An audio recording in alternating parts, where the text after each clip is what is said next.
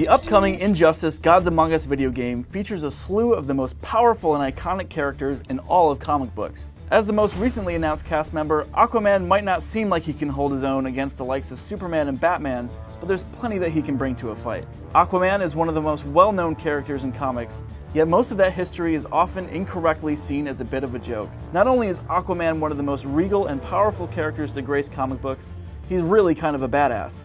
Created by Paul Norris and Mort Weisinger, Aquaman, real name Arthur Curry, made his debut in More Fun Comics number 73, way back in 1941.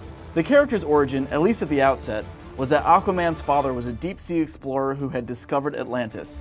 Through the Atlantean records that his father had found, he learned the basic superpowers that we associate with him today, namely breathing underwater and interacting with sea life.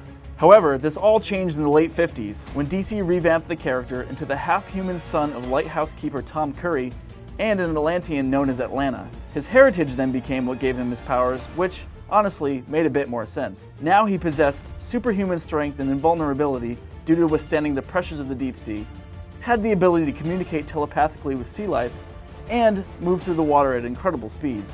Atlanteans are bred for battle, so any potential opponent shouldn't make light of Aquaman's abilities. Communicating with sea life doesn't mean talking to fish. It means summoning great white sharks and giant squids to take down your enemies. In the 80s, Aquaman would get yet another revamp that would change Arthur's real name to Orin and make him a full-blooded Atlantean and heir to the throne. At this point, the increasingly dark comics of the 1990s took hold of Aquaman, as his wife Mara would be driven insane through the death of their son. He also grew a sweet beard and eventually wound up with a badass hook hand. But superhero comics always find a way of moving back to the classic status quo, and eventually Aquaman reverted to being Arthur Curry, the product of Tom and Atlanta's love.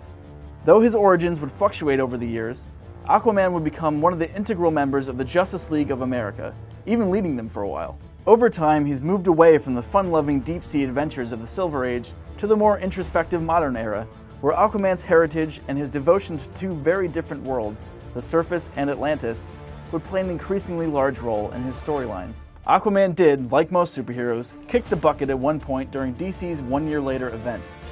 He was replaced by an entirely different character named Aquaman, but was later revived during the Blackest Night event. After that, he'd become one of the most prominent figures in the DC universe, headlining major storylines like Brightest Day and the Throne of Atlantis crossover. The debut of his latest series has seen an all-new popularity for the character, while deepening the ever-expanding mythology of his Atlantean roots. So, next time you feel like poking fun at Aquaman, just remember that over 70% of the Earth is water.